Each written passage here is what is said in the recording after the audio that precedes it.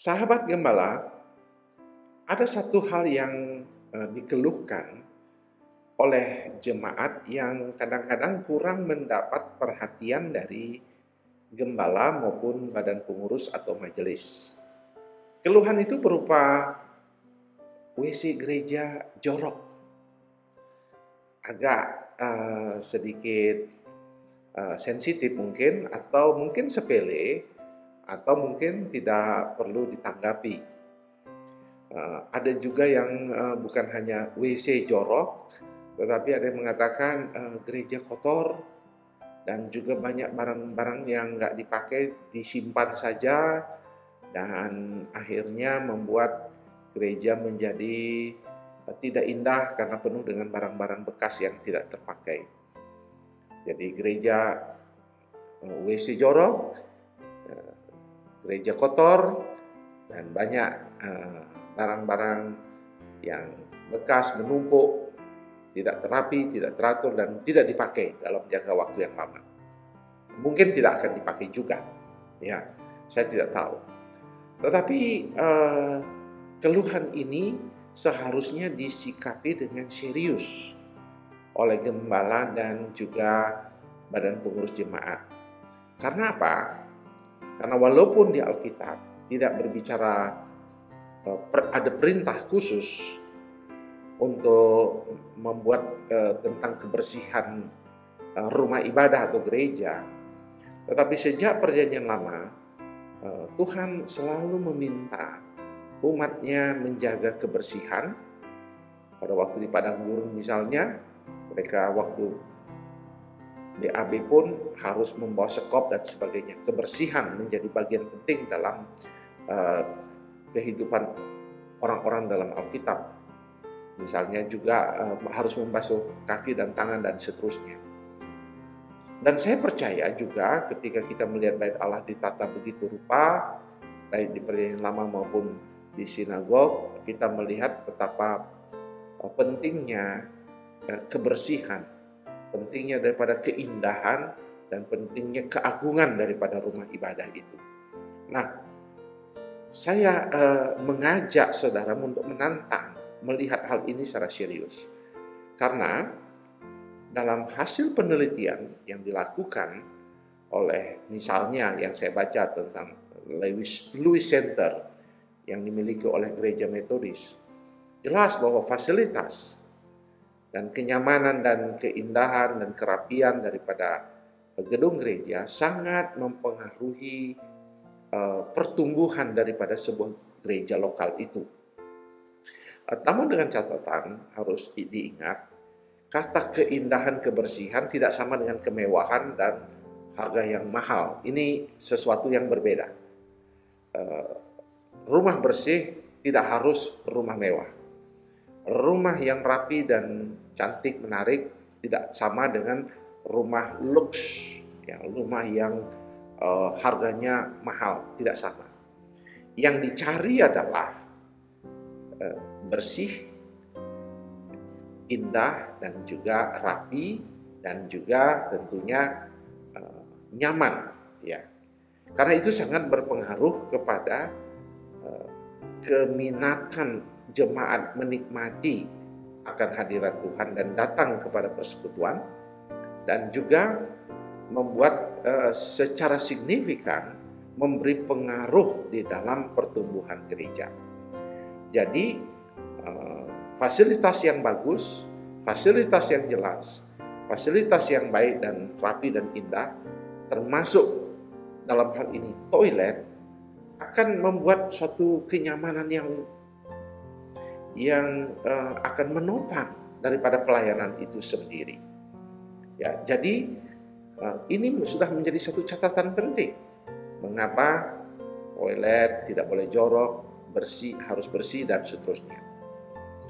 Yang kedua adalah memang kita walaupun tidak disebutkan di dalam Alkitab tentang perintah seperti membersihkan, tetapi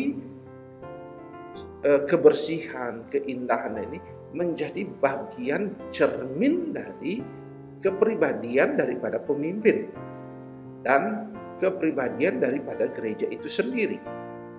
Jadi kalau dia acak-acakan, tidak rapi, banyak debu, kotor, jorok, itu menggambarkan ya, kepribadian daripada orang, pemimpin, dan gambaran daripada gereja itu. Jadi sehingga saudara, saya berharap ini agar serius. Karena kalau kita melihat seperti misalnya Marie Kondo dalam sebuah serial yang sangat terkenal, Tidying Up, merapikan rumah. Ya, dia seorang Jepang yang sangat hebat sekali, terkenal sampai ke seluruh dunia karena program membersihkan rumah, merapikan rumah. Itu dia menjelaskan bahwa apa yang terjadi di luar adalah gambaran dari suasana hati, suasana yang di dalam seseorang. Jadi dengan kata lain, ketika WC jorok, tempat tidak rapi, banyak debu gereja, kotor, dan taman-taman yang tidak terawat, dan semuanya, itu gambaran kepribadian daripada pemimpinnya. Yang mungkin acuh tak acuh, mungkin juga menggambarkan ketidakdisiplinan dan mungkin ketidakrapian yang ada di dalam hati pemimpinnya. Jadi saya berharap ini menjadi perhatian sehingga saudara-saudara melihat jangan-jangan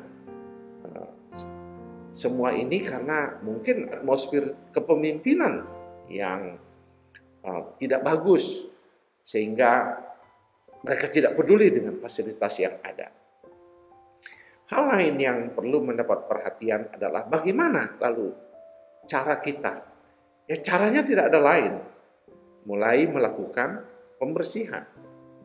Mulai melakukan sesuatu yang rapi, toilet, fasilitas di dalam gedung gereja, kaca-kaca, sampah, tanda-tanda, mana toilet, mana keluar, mana masuk, semuanya harus jelas. Bahkan mungkin saudara harus memasang Google Maps supaya orang mudah mencari. Atau nanti saudara gereja yang mungkin belum ada biaya, pasang kipas angin, dan kalau sudah cukup, tidak ada salahnya memasang AC karena dunia semakin panas. Jadi hal-hal yang kelihatan seperti hanya fasilitas dunia saja, duniawi saja, sangat penting menggambarkan tentang kepribadian dari gereja itu, kepribadian dari pemimpin itu. Bahkan sesuatu yang kemudian jika kita perbaiki dengan baik, maka itu akan menopang daripada pertumbuhan gereja. Jadi tidak ada jalan lain, ya harus dibersihkan, harus dirapikan, dan harus ada maintenance, perawatan. Hal yang kedua, setelah diperbaiki, dirapikan, maintenance, pasang pengharum dan sebagainya. Perawatan ini sangat penting. Jadi kita harus merawat apa yang Tuhan berikan, yang Tuhan sudah percayakan.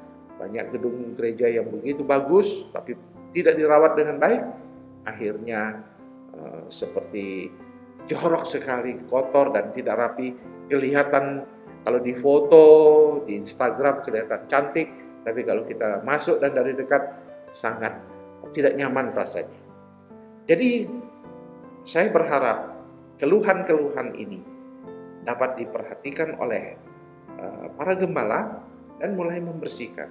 Bukan hanya gerejanya, mungkin juga termasuk pastorinya.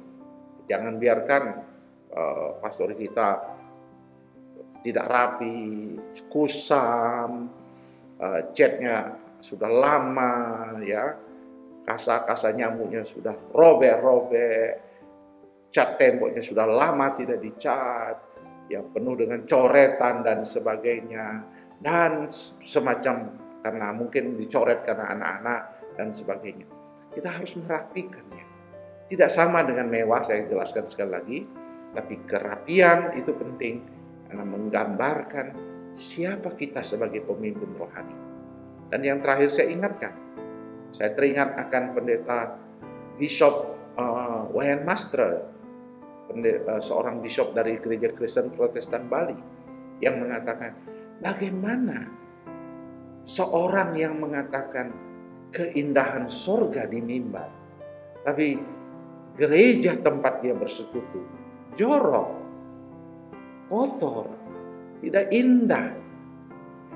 Maka Bishop Master di samping membina pembinaan rohani yang bagus untuk jemaat, maka Gereja Kristen Protestan Bali, kalau Bapak Ibu ke Bali, melihat betapa indahnya, ya, arsiteknya dibuat indah, pohon-pohonnya dibuat indah, tamannya dibuat bagus, masuk seperti merasakan hadirat Tuhan.